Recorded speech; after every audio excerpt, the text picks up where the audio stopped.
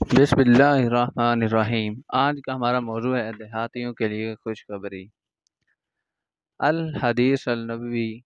ایک دیہاتی نبی کریم صلی اللہ علیہ وآلہ وسلم کی خدمت میں آیا اور عرض کی کہ آپ مجھے کوئی ایسا کام بتلائیے جس پر میں اگر ہمیشگی کروں تو جنت میں داخل ہو جاؤں۔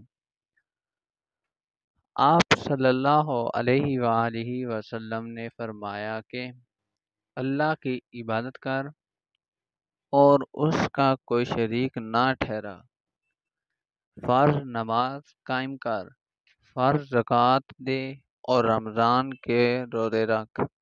دیہاتی نے کہا، اس ذات کی قسم جس کے ہاتھ میں میری جان ہے، ان اعمال پر میں کوئی زیادتی نہیں کروں گا۔